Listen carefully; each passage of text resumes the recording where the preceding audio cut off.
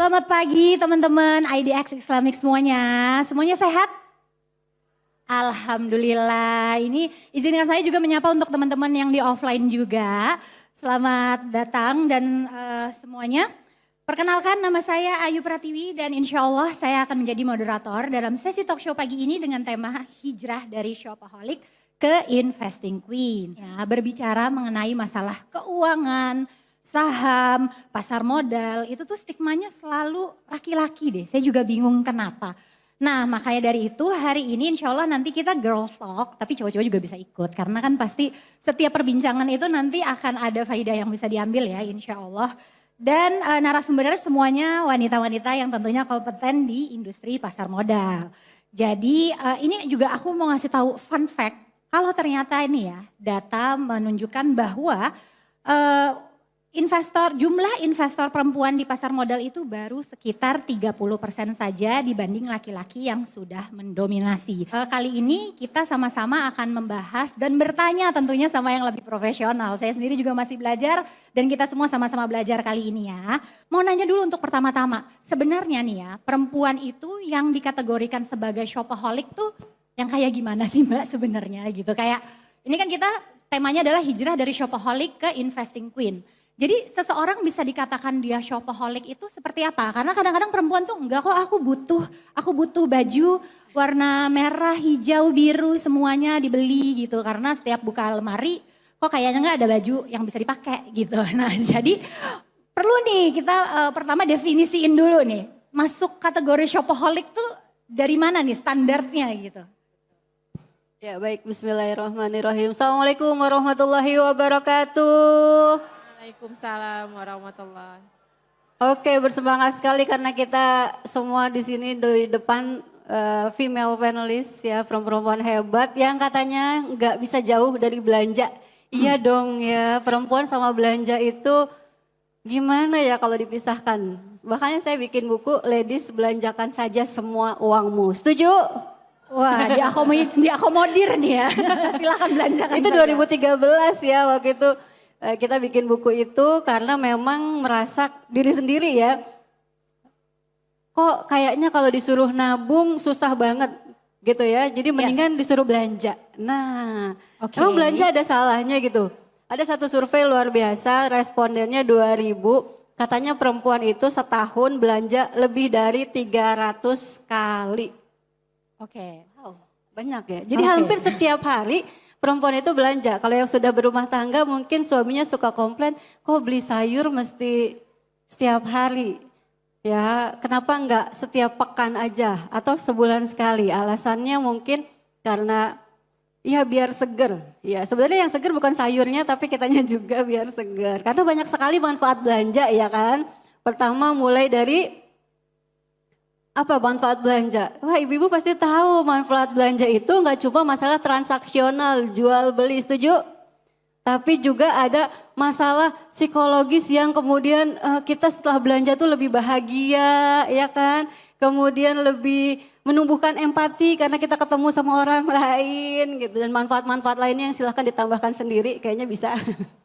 Nah tapi sampai sejauh apa sih kemudian kita dianggap shopaholic? Nah ini shopaholic mungkin saya nggak tahu kalau Gen Z pernah nonton atau enggak film Confession of Shopaholic. Jadi ada satu film yaitu viral banget ya. Kemudian di film itu menunjukkan bagaimana bahayanya belanja. Nah sebahaya apa sih tadi disebut sama Mbak Ayu ya. Belanja yang kayak gimana yang sampai berbahaya.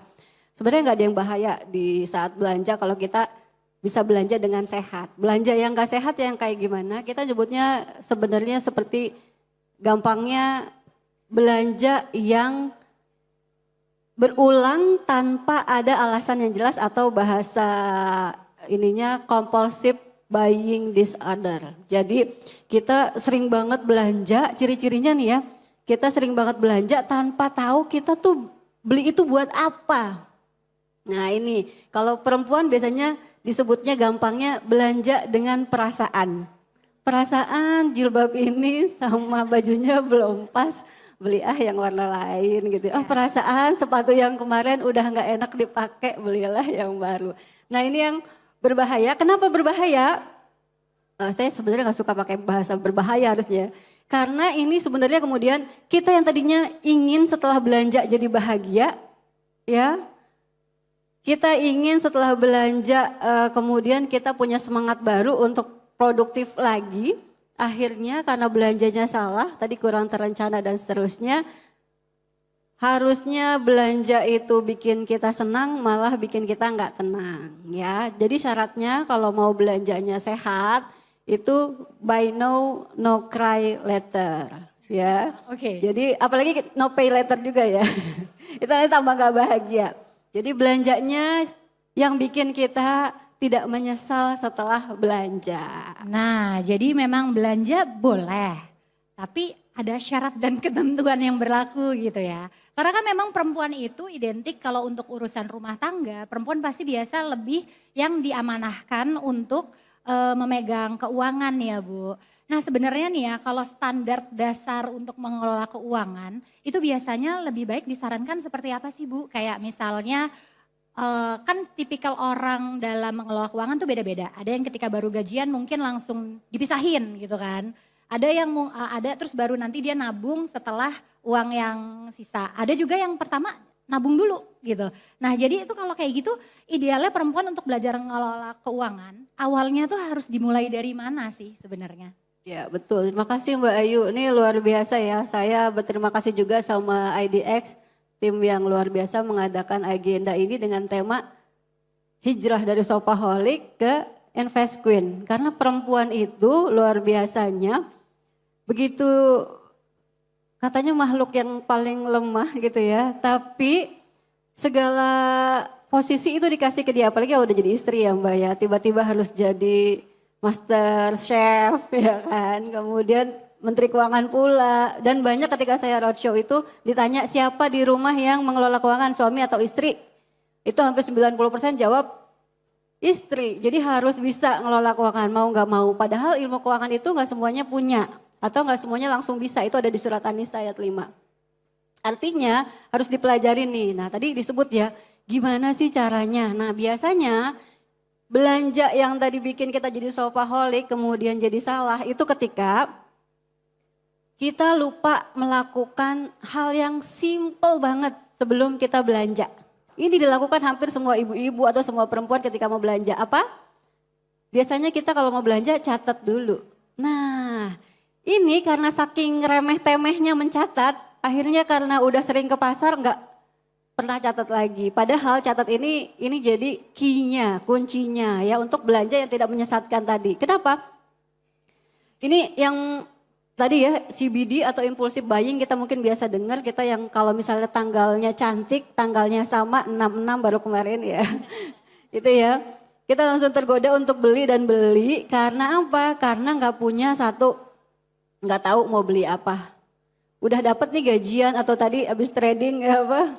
Pas habis trading dapat wah lumayan cuan. Nggak tahu buat apa uangnya. Akhirnya daripada kita nggak tahu buat beli apa, mending beli yang udah ada dan diskon ya kan? Nah ini kemudian jadi sesat juga.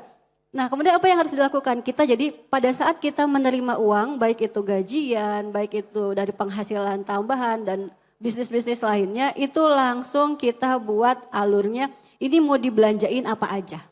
Kalau di buku saya itu sampai habis tuh uang itu mau dibelanjain apa ditulis. Gitu ya. Jadi jangan disisain. Jadi dibelanjainnya buat apa aja ditulis. Jangan ditulis atau dicatat pas uangnya belum ada. Nah ini. Jadi itu baru rencana doang. Bakalannya jebol juga di tengah bulan karena apa? Nggak sama antara yang kita terima dan yang kita catat. Jadi pas begitu dapat uang langsung ditulis. Yang kedua nih, kita harus hindarin yang namanya godaan belanja. Godaan belanja luar biasa banyak banget. Apalagi katanya perempuan kan termasuk makhluk penggoda. Jadi gak usah digodain, kita udah tergoda duluan gitu. Jadi kita harus menghindari itu semua. Cara menghindarinya gimana? Ternyata kantong belanja kita seringkali kurang banyak. Nah maksudnya apa? Jadi kalau misalnya kemarin kita baru belanja tas, baju, sepatu. Ternyata banyak loh yang harus kita belanjain dan itu harus ditulis tuh listnya, prioritasnya apa aja. Misalnya yang udah punya anak mungkin, wah ini harus new moms gitu atau yang belum nikah, dikit lagi kita udah punya target nikahan kapan, berapa nilai yang perlu kita simpan. dan seterusnya itu dicatat. Itu jadi tambahan belanjanya. Supaya apa? Tadi kalau kita udah mulai mencatat prioritas kita itu apa, kita nggak lagi kejebak di kesalahan mengeluarkan uang di tempat yang salah. Misalnya gini, tadinya harusnya buat beli sepatu, salah.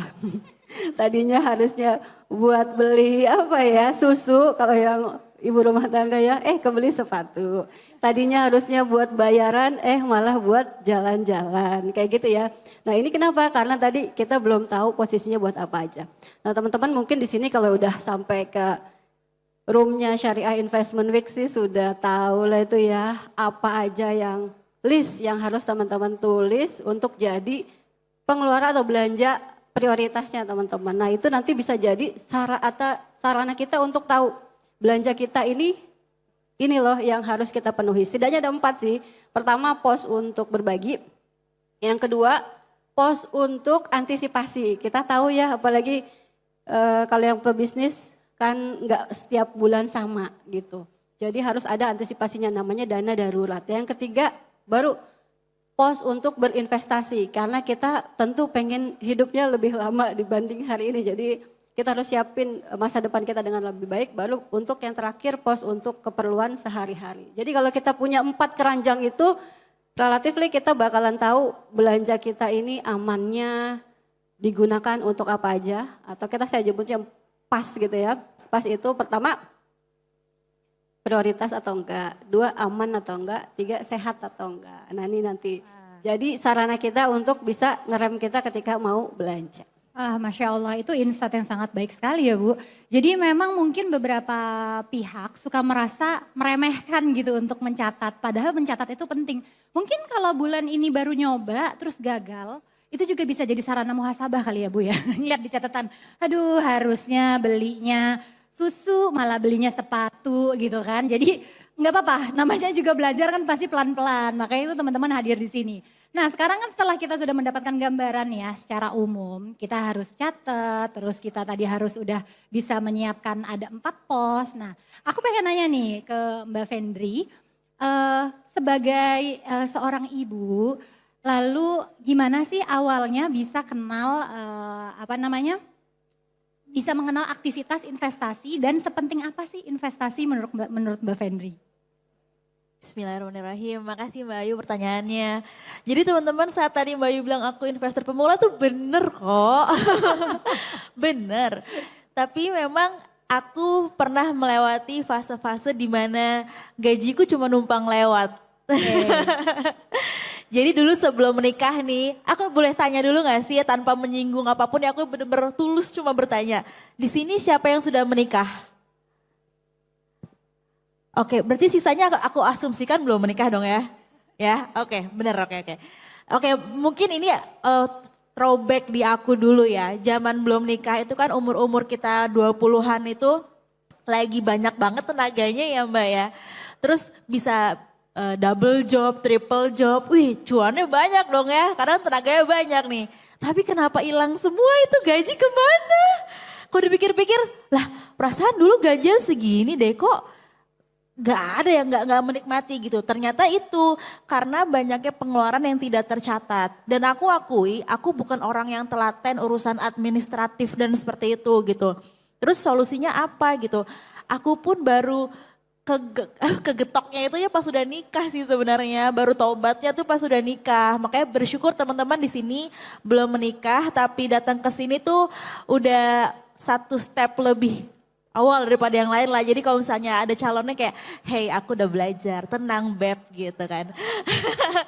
Jadi pas aku nikah aku berevaluasi kan sama suami yang kebetulan kami berdua tuh sama-sama konsumtif gitu orangnya. Apalagi aku dulu tuh kayak tipikal cewek yang beli barang karena warnanya lucu gitu kan. Siapa ngaku, apa-apa cowok juga gitu nih. Ini game-game nih apa aksesoris apa gitu kan. Nah udah menikah terus momen yang paling menohoknya itu pas mamah aku operasi kaki. Dimana waktu itu tuh mamah tuh gak ada kayak apa sih yang membantu lah, gak ada kayak asuransi atau apa waktu itu ya. Terus harus keluar banyak karena kan operasi. Nah di situ tuh akhirnya ya udah kepake lah tuh isi rekening kan.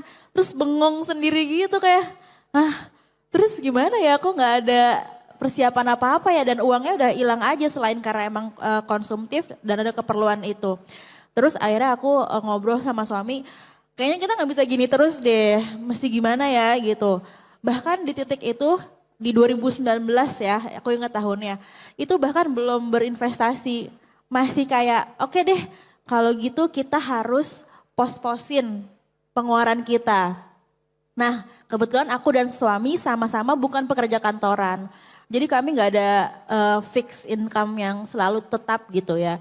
Terus karena nggak ada jadi kami pakai sistemnya waktu itu gaji kami dikumpulkan di satu rekening yang sama.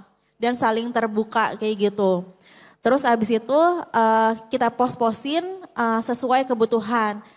Untuk awalnya mungkin bener tuh yang mudahnya 4 pos yang tadi Mbak Ai bilang gitu. Cuman kalau sekarang aku tuh karena aku nggak telaten nyatet ya, aku nggak tahu nih bener apa enggak. Jadi tuh aku ada pos-posnya tuh kayak ada 20 pos gitu. Jadi kayak sekolah anak, darurat, apa kayak gitu. Dan waktu itu bahkan saking ini agak berlebihan ya, jangan ditiru teman-teman. Saking berlebihannya sampai aku tidak mengapresiasi usaha aku dan suami aku sendiri gitu. Kayak kita nggak ada uang seneng-seneng, ibaratnya gitu kayak, capek banget ya kerja, duitnya tuh kayak habis buat segala keperluan rumah tapi kitanya tidak merasakan. Dan mungkin sebagai perempuan karena kita nanti yang mungkin dipercayakan mengatur keuangan keluarga, kita lupa bahwa laki-laki tuh juga butuh dikasih uang pegangan yang dia bisa gunakan tanpa kita, tuh uangnya buat apa, tanpa digituin. Nah itu juga pelajaran banget karena tadinya kayak, ya Allah, ya juga ya suami aku beli baju aja mikir berapa kali gitu loh. Kayak yaudah deh, ini ada kayak gajian gitu kan dari yang rekening pool itu akhirnya dia ada gajian, aku ada gajian kayak gitu. Nah terakhir sampai di dana darurat aja gitu. Cuman aku pikir kalau uang kita berbentuk uang aja di dana darurat, terus kita baru daruratnya tuh berapa tahun lagi sedangkan nilai mata uang tuh menurun terus gitu. Kayak dulu $1 tuh berapa rupiah, sekarang bisa naik. Jadi kayak nggak ada artinya uang kita kalau misalnya tidak diinvestasikan. Awalnya keinginannya ada, cuman aku nggak ngerti caranya gimana gitu.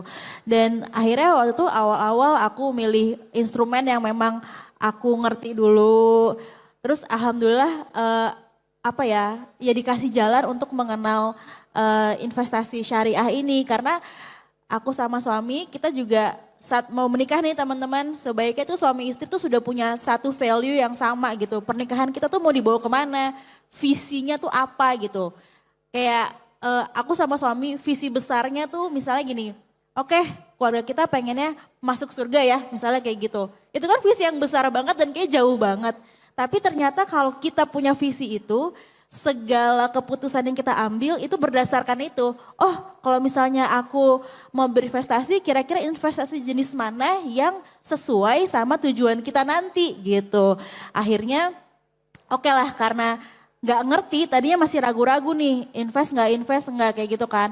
Ya udah, alhamdulillah aku diberi kepercayaan sama IDX untuk ikut di inkubator kemarin bersama influencer lain juga tentang investasi syariah. Nah disitulah baru aku tuh melek, oh ternyata begini ya, oh ternyata bisa ya, oh ternyata sudah ada fatwanya ya. Jadi aku juga merasa aman gitu untuk berinvestasi karena aku juga percaya dong masa sih pemerintah kita sudah susah payah gitu mengkaji semuanya sampai akhirnya memberikan cap ini halal loh gitu. Ya udah akhirnya bismillah aku sama suami juga kita coba untuk investasi di sini. Jadi benar-benar kemarin sesi yang diadakan sama IDX tuh sangat membantu aku juga sih Mbak. Masya Allah, ini tuh ternyata bukan sekedar sharing bagaimana jadi shopaholic ke investing queen, tapi ada ini juga loh, tips dan trik untuk membangun rumah tangga.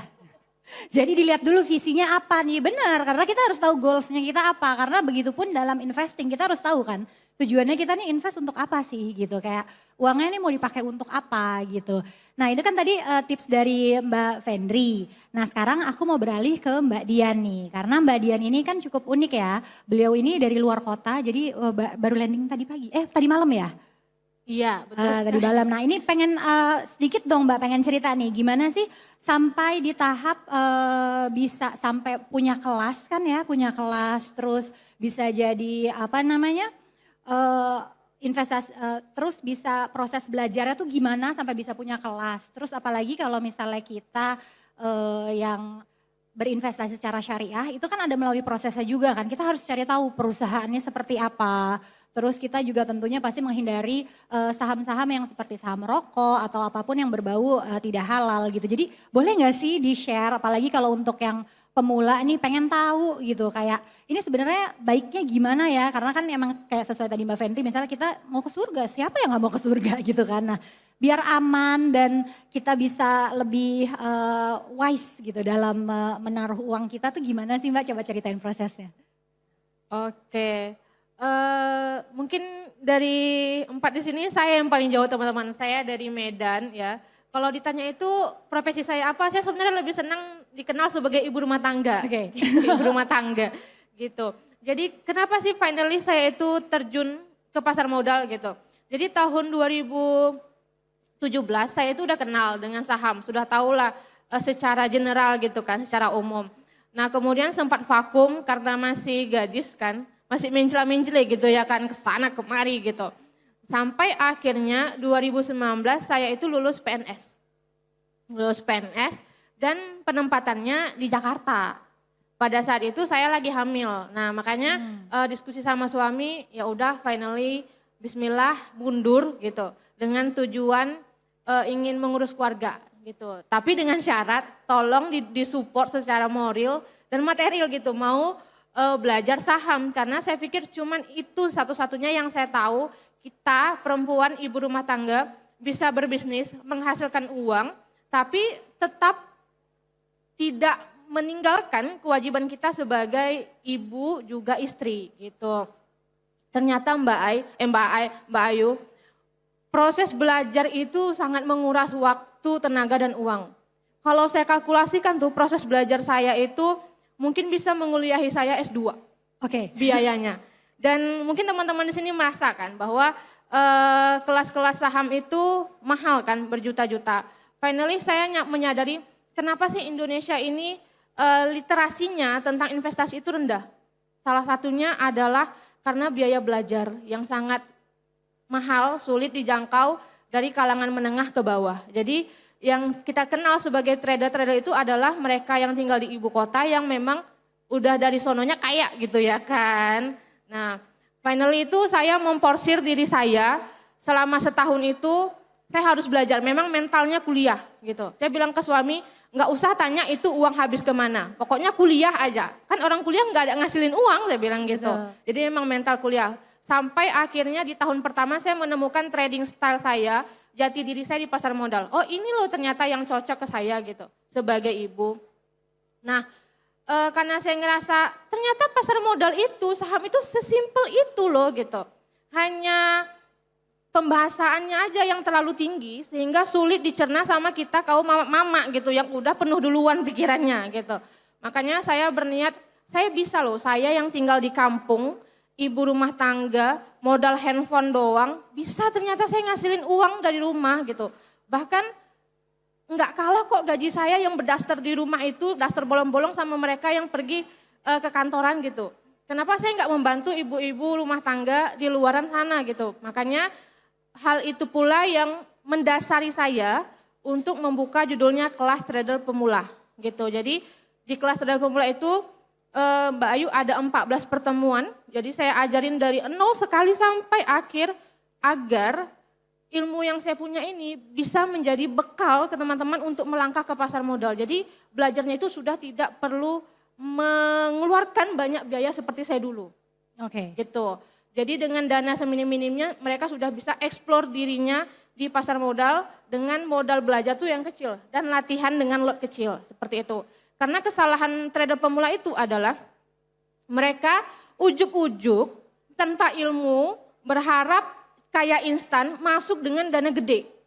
Nah itu kesalahannya, jadi stepnya itu bukan dana gede dulu, tapi ilmu dulu, lot kecil dulu, sambil kita cari jati diri kita, mau jadi apa di pasar modal, kemudian trading style kita, setelah kita nyaman dengan apa yang kita kerjakan, baru boleh kelola dana gede itu. Jadi kebanyakan mereka salah langkah. Kemudian kenapa saya memutuskan untuk trading di saham syariah gitu ya kan? Karena sebelum belajar, kan banyak nih kan isu-isu di masyarakat, trading itu judi, trading itu judi. Nah saya sebelum belajar ngebeli, saya kulik dulu tuh, kok bisa sih dibilang judi? Kalau judi kenapa sih setiap tahun Pak Jokowi buka pencet bel gitu? Kok ada undang-undangnya, kok ada gedungnya di Jakarta sebesar ini gitu? Kok nggak ditangkap polisi orang-orang ini gitu? Kan gitu pertanyaan kita kan. Ternyata teman-teman, ada regulasinya yang sangat ketat gitu. Bahkan itu disusun sama MUI. Kalau memang itu judi, ngapain negara menggaji MUI gitu? Disebut DSN, Dewan Syariah Nasional, yang mengkaji tentang perusahaan-perusahaan mana saja yang masuk ke dalam kategori syariah. Yang kemudian dikelompokkan ke dalam satu indeks, salah satunya namanya ISI, Indeks Saham Syariah. Kemudian ada satu lagi yang dievaluasi lagi bahkan dari OJK. Jadi ada dua lembaga, DSN MUI dan OJK. Gitu. Fatwanya apa? Ada di Fatwa DSN MUI nomor 80 tahun 2011. Itu lengkap sekali apa yang boleh kita kerjakan di pasar modal, apa yang enggak. Jadi kalau memang tidak sesuai dengan itu, udah skip, nggak usah beli gitu. Walaupun dia nanti naiknya jebol langit, nah bye-bye aja gitu. Lo bukan tipe gue gitu ya kan. Gitu Mbak. Masya Allah ya. Nah balik lagi itu, memang ini yang perlu ditekankan karena memang banyak masyarakat khususnya yang awam mikirnya tuh langsung kayak wah judi, wah itu nggak halal. Padahal yang harus ditekankan adalah pertama ilmu dulu. Jadi jangan mikir kalau misalnya saya mau terjun langsung ke pasar saham saya pasti untung. Enggak juga. Karena memang kita harus punya ilmu tentang itu. Dan kembali lagi kenapa ada saham yang konvensional dan syariah karena memang balik lagi ke ilmu. Kita harus tahu tuh. Jadi jangan asal beli temenku beli ini aku ikut gitu. Karena kan harus punya ilmunya juga kita harus tahu. Dan mereka perusahaan-perusahaan yang ada pun mereka terbuka kok untuk buku besarnya ya. Jadi kita bisa tahu. Bahkan ada juga kalau saya nggak salah ya saham yang memang sebenarnya tidak termasuk di di list yang Islamic syariah gitu. Padahal dia juga bersih gitu. Jadi emang kita harus balik lagi ke ilmu sih. Pertama tentunya minta petunjuk dulu sama Allah. Berikutnya kita harus punya ilmu tentang itu. Jadi benar-benar pastiin kalau saham yang kita taruh dan beli itu perusahaannya benar-benar menjalankan sesuai dengan syariat yang ada gitu. Nah ini kembali lagi jadi pengen nanya lagi nih ke Mbak Ai nih. Karena kan sebagai pengajar nih ya. Jadi gimana sih caranya supaya kita nih yang mau hijrah dari yang konvensional ke syariah itu bisa jadi lebih mudah. Dan gimana caranya supaya kita bisa selalu mengelola uang biar ada waktu untuk menabung gitu loh. Ya, oke, menarik banget ya tadi yang disampaikan oleh Mbak Fen dan Mbak Dian ya bagaimana menginspirasi kita semua bahwa perempuan juga bisa jadi investor dan trader syariah ya tadi Masya Allah. Saya juga langsung kayaknya butuh ikut kelas nih ya. Masya Allah. Nah kita ini nih perempuan lebih seneng ngabisin uang ke hal-hal yang bisa kita lihat. Ya contoh tadi ya baju tas sepatu itu. Karena kita tahu apa manfaatnya dan kita langsung merasa berapapun uang yang kita keluarkan kita seperti sedang membeli bahagia. Jadi kita ngeluarin biaya mahal tadi ya buat beli sepatu, beli baju itu kita anggap wah ini tuh worth it banget. Nah beda sense-nya ketika kita mau berinvestasi. Tadi Mbak Fen cerita maju mundur gitu ya kan. Atau tadi Mbak Dian sebutin itu harus butuh waktu setahun gitu ya untuk memastikan bahwa apakah aku benar di dunia ini gitu ya. Karena kita ngerasa investasi itu menunda kebahagiaan. Nah ini shopping mindset yang perlu kita tanamkan dulu di diri kita. Shopping mindsetnya apa? Tadi shopping mindset yang pertama kita kurang banyak keranjang belanjaannya. Yang kedua shopping mindset yang perlu kita lakukan bahwa berinvestasi itu belanja juga. Jadi ketika kita berinvestasi itu kita juga sedang membeli kebahagiaan.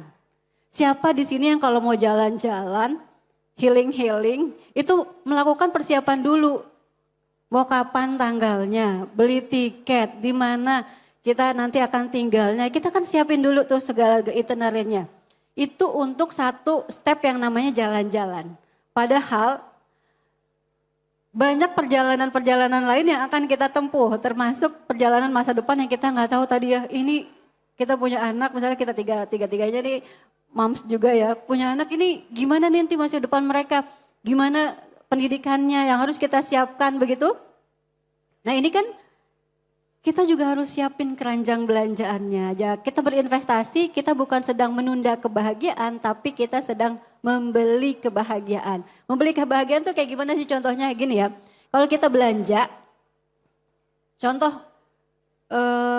saya kalau ngeliat kerumunan gini inget waktu di mall gitu ya, kita mungkin bersedialah rela antri-antri demi kalau ada potongan diskon gitu ya. Atau sekarang kalau yang online ya, di tanggal-tanggal cantik itu kita bersedialah nungguin nih berapa jam lagi akan dibuka gitu ya diskonnya. Nah ini menunjukkan bahwa kita tuh sebenarnya ngerasa itu semua pengorbanan yang kita lakukan itu berharga karena setelah itu kita akan senang. Nah berinvestasi, tadi saya senang melihat wajahnya Mbak Dian karena setelah berinvestasi baru tahu ternyata cuannya segampang itu katanya ya. Jadi ternyata kita sambil ngasuh anak juga bisa menghasilkan cuan dari trading. Nah itu, atau kita dengan berinvestasi. Ternyata berinvestasi itu juga bagian dari kita membeli kebahagiaan. Jadi kita harus ngerasa feel-nya investasi itu bikin kita bahagia. Bukan sesuatu yang dari mulai istilahnya aja udah kita bingungin gitu ya. Terus kemudian dari waktu kita mau berinvestasi sulit. Bahkan sekarang banyak banget aplikasi-aplikasi yang mudahin kita semua untuk berinvestasi nih di depan-depan. Teman-teman bisa tanya-tanya juga. Banyaklah yang bisa kalian pilih, kalian bandingkan. Bahkan mulai dari yang terkecil yang teman-teman bisa jangkau untuk mulai belajar berinvestasi. Kira-kira gitu ya. Jadi idealnya bagaimana sih cara kita untuk mulai berhijrah, kita setting dulu shopping mindset kita bahwa berinvestasi itu sama dengan belanja, sama dengan membeli kebahagiaan. Kira-kira gitu Mbak Ayu. Oke, jadi memang semua bermula dari mindset ya. Jadi gimana caranya kita lebih mindful gitu dalam menggunakan uang kita. Dan biasa kalau perempuan memang suka terbawa emosi. Jadi memang harus dikuat-kuatin tuh. Nah makanya itu gunanya kita ada talk show sekarang kan biar kita sesama perempuan bisa saling sharing gitu kan. Nah kalau untuk Mbak Fendri sendiri nih ya, sebagai perempuan pasti kan tadi juga bilang kalau misalnya tidak punya bukan pekerja yang kantoran gitu. Nah ada tips nggak sih caranya gimana supaya bisa terus termotivasi nih untuk nabung. Apalagi kalau misalnya pekerjaan-pekerjaan bebas, terus bisa dibilang juga influencer itu kan kayak yang disayangkan sekarang ini kan orang-orang banyak karena terpengaruh tren jadi ikut-ikutan. Kadang-kadang kita beli tuh nggak butuh sebenarnya, cuma lagi tren aja gitu. Nah gimana sih caranya untuk bisa mengatasi semua itu dan malah memotivasikan diri untuk aku harus nabung nih gitu. Oke, bismillah. Sebenarnya ini nyambung lagi ke tadi yang masalah ngatur keuangan pas rumah tangga ya. Jadi aku sedikit cerita juga, jadi aku pernah punya teman sudah menikah tapi semua kontrol keuangan itu tuh di suaminya. Oke. Istrinya stay at home mom, dia ngatur anak, ngurus rumah tapi dia tidak diberi kesempatan untuk bekerja gitu. Bahkan tidak diberi kesempatan untuk mengaktualisasikan dirinya kayak gitu. Nah alhamdulillah aku sama suami tuh sepakat Oke, kita berdua fokus pencari nafkah adalah suami, tapi bukan berarti aku sebagai istri tidak boleh ikut partisipasi. Cuman aku punya prioritas aku untuk keluarga, suami, nafkah. Jadi saat pekerjaan aku lagi kerja dan ternyata rumah membutuhkan aku harus pulang kayak gitu. Jadi kira-kira gambarannya kalau di keluarga aku kayak gitu. Dan sebagai influencer ataupun konten kreator pun ya benar, tantangannya itu. Kita kan juga pasti dapat kerjasama dengan banyak hal yang harus mempromosikan ini dan itu.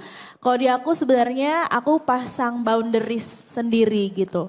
Aku hanya menerima job yang sesuai dengan value aku. Kalau di sini value-nya tadi sesuai dengan tujuan aku sama suami, aku baru terima jobnya dan semua bisa dipertanggungjawabkan. Itu dari segi aku sebagai pemberi konten. Tapi kalau kita sebagai yang nonton gimana gitu kan. Kalau sebagai yang nonton ya berarti kita juga harus punya boundaries gitu. Kapan kita butuh, kapan kita ingin gitu. Dan diutamakan yang butuh dulu gitu. Semakin teman-teman belajar juga nanti akan ketemu di titik kayak semua barang-barang yang gue punya ini tuh ada pertanggungjawabannya. Dan kita kan gak boleh berlebih-lebihan juga kan memiliki sesuatu. Jadi itulah value-value yang aku terapkan sama suami kayak gitu. Dan selain itu juga kita mikir gini, kalau misalnya Allah udah kasih aku anak nih di umur sekarang, berarti Allah udah percaya aku dan suami bisa menjalankan amanah ini. Bagaimana kami menjalankan amanahnya kayak gitu. Oke, dengan bekerja mencari nafkah, ngurusin mereka. Gimana nanti untuk masa depan mereka dengan pekerjaan kita bukan yang istilahnya bukan yang pastilah kayak gitu. Oke, berarti berinvestasi ini adalah salah satu ikhtiar aku untuk menjaga amanah dari Allah gitu untuk anak-anakku. Misalnya investasi buat pendidikan mereka, buat masa depan kita lah kayak gitu. Jadi semua itu sebenarnya tergantung dari niatnya.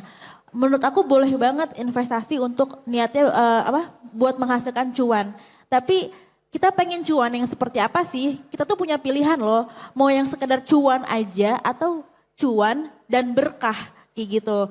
That's why di sini aku juga memilih halal instrumen investasi. Jadi aku pengen bisa dapat benefit atau dapat rezeki lebih dari sini, tapi juga aku nggak mau kehilangan keberkahan hidup gitu. Jadi makanya aku memberikan boundaries dari segi job yang aku pilih, dari segi investasi yang aku pilih, dari segi segala keputusan yang aku dan suami pilih itu adalah apakah ini membawa berkah atau enggak gitu. Dan aku insya Allah percaya karena aku juga percaya sama MUI gitu ya. Oke, berarti mereka memang sudah memikirkan semua ya. Aku milih ini karena ini nggak cuma sekedar menghasilkan perasaan secure untuk masa depan, tapi juga ini ada nilai keberkahannya juga kayak gitu. Iya, Masya Allah, barakallahu fiik Mbak. Jadi memang benar balik lagi ke value hidup kita ya. Apalagi kita sebagai muslim kan semua apapun yang kita lakukan itu nanti akan diminta pertanggungjawabannya. Jadi memang sebisa mungkin kita harus selalu berusaha semua kehidupan kita ini ya mendatangkan keberkahan gitu kan. Apalagi balik lagi ke niat gitu kan. Kayak kita ingin menghabiskan waktu kita untuk apa, uang kita untuk apa gitu. Jadi semoga ke depannya pun ini Islamik ini semakin berkembang gitu. Karena kalau misalnya bukan kita muslim yang mendukung, siapa lagi gitu kan. Jadi kita sama-sama membantu, mungkin ke depannya nanti pasar saham Islamik justru lebih besar daripada konvensional ya nggak sih? Nah ini kalau untuk ke Mbak Dian, aku pengen tanya nih kalau misalnya untuk sebagai ibu rumah tangga kan, karena kan kita juga sebagai perempuan ini kan pasti ya memang balik lagi kita punya skala prioritas. Perempuan itu kan apalagi kalau sudah memiliki suami, suaminya dan keluarganya adalah prioritasnya.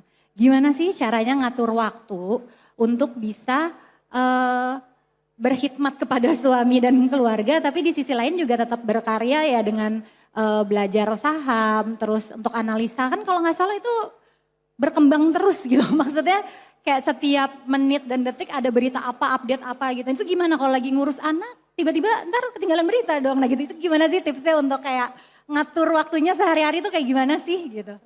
Oke, terima kasih. Jadi teman-teman inilah satu benefit ya.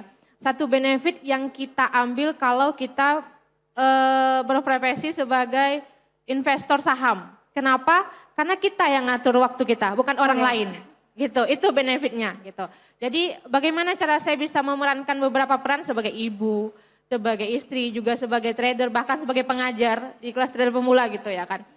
Saya itu pagi-pagi subuh masak. Nah jadi tentu bukan saya sendiri gitu. Ada peran suami. Jadi kami bagi tugas. Saya masak, suami bagian cuci piring gitu kan. Saya beresin anak sekolah. Nah nanti ketika jam 9 saya trading. Dia ngantar anak. Ketika break sesi 1, saya udah gak trading lagi sesi 2. Jadi saya tradingnya itu trading yang kayak trading harian, yang mencari uang belanja harian gitu ibaratnya ya kan, untuk uang kebutuhan sendiri. Itu saya scalping, tapi tidak agresif, paling 1 hari 2, satu emiten gitu. Cukup di sesi 1 aja. Intinya kita bisa mengontrol emosi kita gitu. Karena kan cari duit bukan cari penyakit gitu ya kan, kalau udah cuan udah istirahat. Nah di sesi 2 itu saya udah nggak trading lagi gitu. Jadi saya main sama anak, rebahan gitu, nonton drakor gitu.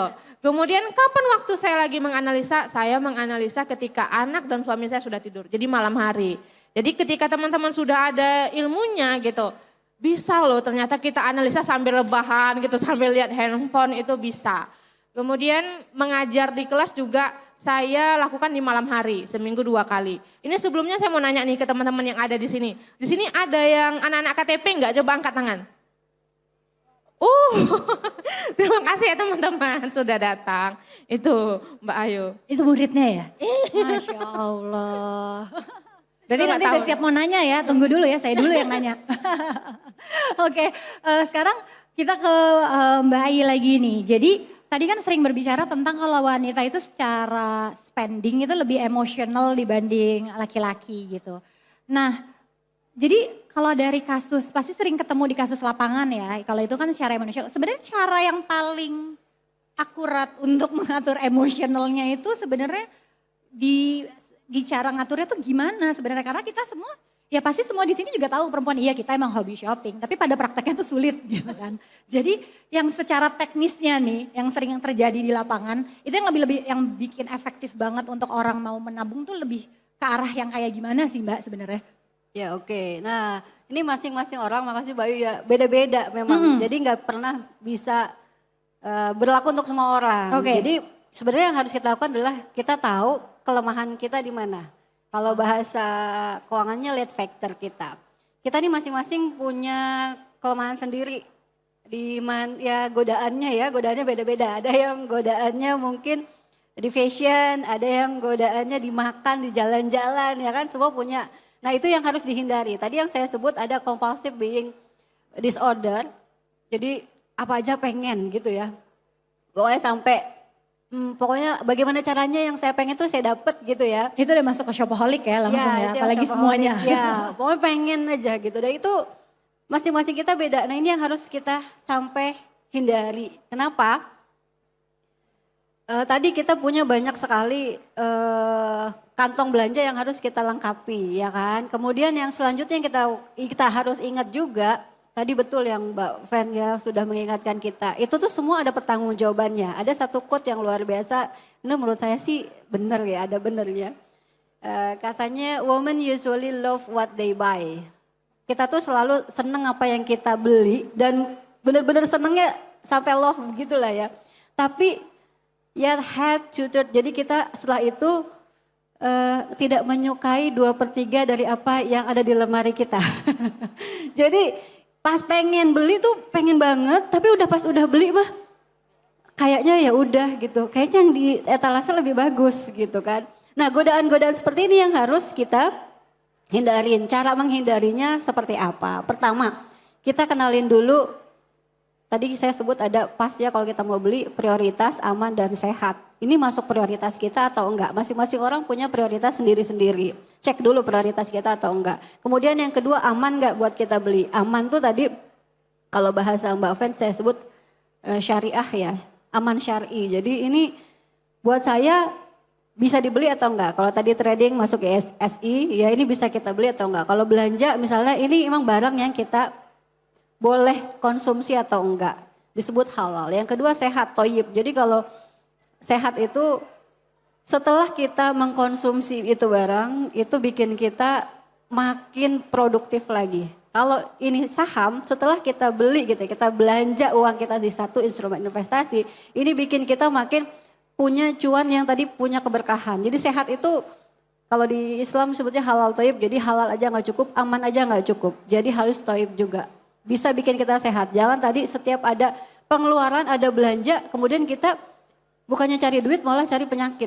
Ya, apalagi kalau sampai memaksakan sesuatu pakai pay letter gitu dan seterusnya ya. Padahal uangnya nggak ada. Kalau di filmnya Confession of a Shopaholic kan gitu ya, dia sampai kartu kredit dikeluarin semua gitu ya buat beli atau dapetin yang dia mau.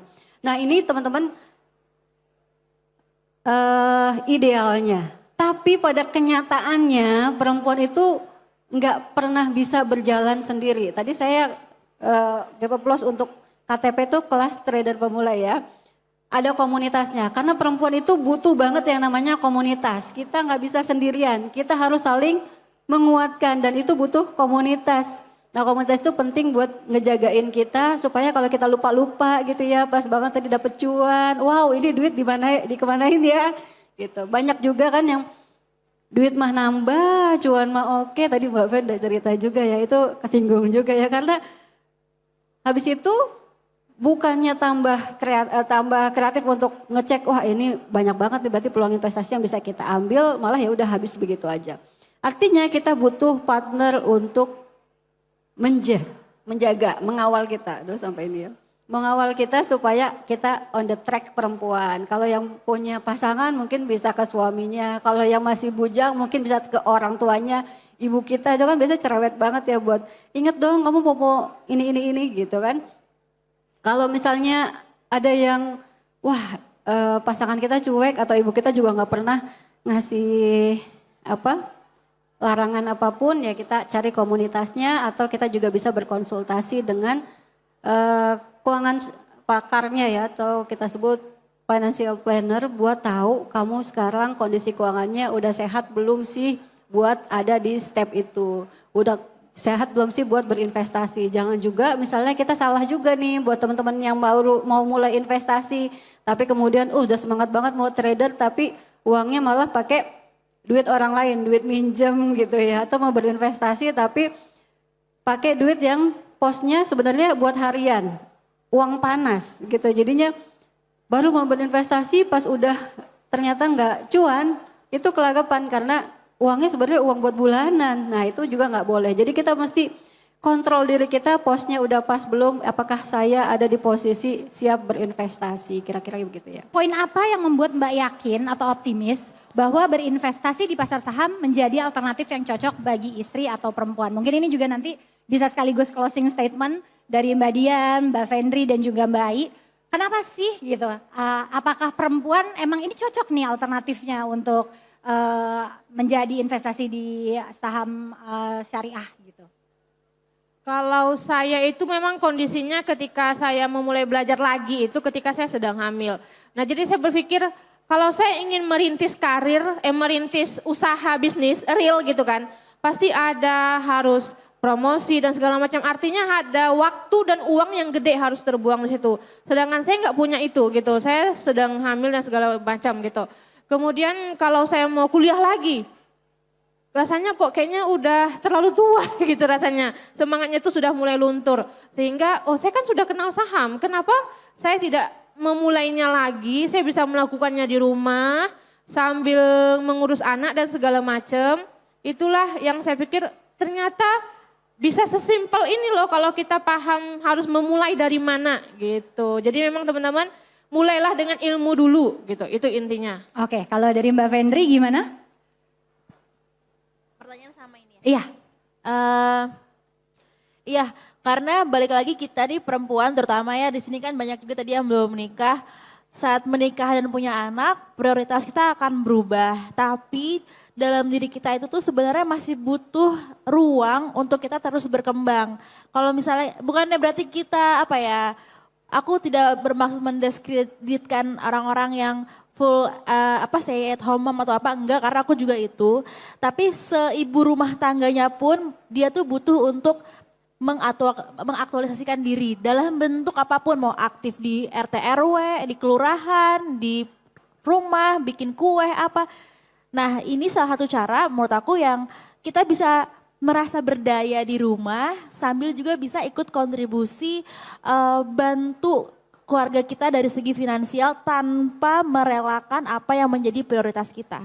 Oke, terima kasih Mbak Fendri. Untuk Mbak Ai gimana? Ya baik, terima kasih Mbak Ayu. Ini karena closing statement, ini Mbak Fen dan Mbak Dian ini salah satu bukti nyata bahwa di tangan perempuan uang itu bisa lebih berdaya. Iya gak sih?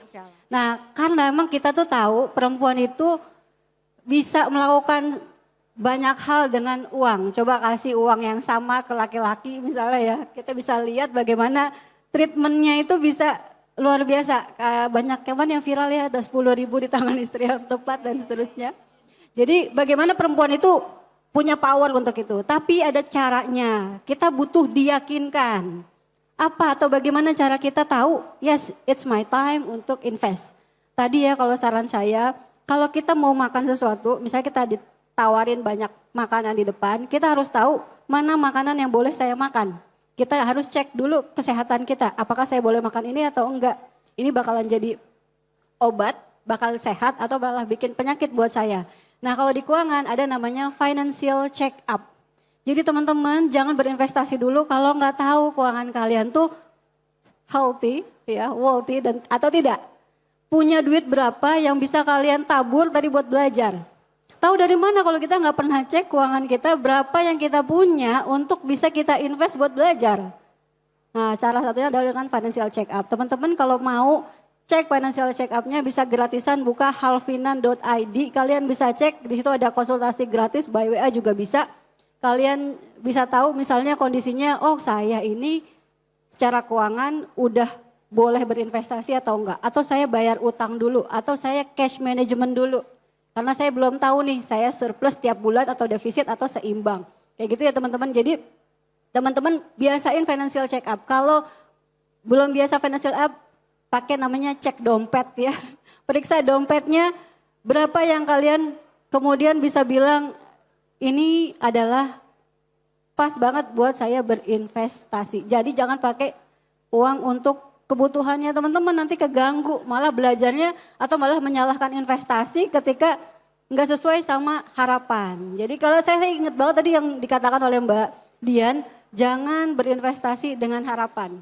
Nanti bakal kecewa karena kecewa itu teorinya ketika kenyataan nggak sesuai dengan harapan. Nah kita nggak mau investasi kita jadi kecewa, kita mau ketika kita berinvestasi kita jadi bahagia. Ibu-ibu atau perempuan belanja untuk bahagia, so ketika berinvestasi dia juga harus memastikan bahwa investasinya bikin dia bahagia. Setuju? Ini yang bapak-bapak juga iya. Masya Allah ya, luar biasa sekali perbincangan kita hari ini. Sayang sekali karena keterbatasan waktu, jadi sesi pertanyaan kami sudahi dulu. Semoga ilmu yang didapat bisa jadi ilmu yang bermanfaat ya, karena tadi kalau misalnya kita runutkan memang kita harus tahu diri kita sendiri dulu. Jadi kita juga kalau mau berinvestasi harus tahu ilmunya loh. Jadi semoga dari perbincangan tadi tuh bisa memberikan kisi-kisi apa saja sih yang harus dipersiapkan nih kalau kita mau berinvestasi saham. Nah, nggak lupa saya mau ingatkan kalau peserta di sini masih bisa mengunjungi Expo di hari ketiga ini. Segera menjadi investor syariah dengan membuka rekening secara langsung atau mau tanya-tanya atau nanti di belakang kalau misalnya bisa ketemu sama mbak-mbak ini tanya aja kalau misalnya mau tanya langsung. Terima kasih banyak untuk Mbak Fendri, untuk Mbak Dian dan Mbak Ai telah bergabung bersama kita hari ini dan memberikan inspirasi kepada kita. Terima kasih juga kepada seluruh sahabat IDX Islamic yang sudah menyimak sesi ini, baik yang online maupun yang offline. Saya yakin ini insya Allah sangat bermanfaat banget. Akhir kata saya Ayu Pratiwi mewakili IDX Islamic mohon undur diri. Maju terus pasar modal syariah Indonesia. Assalamualaikum warahmatullahi wabarakatuh.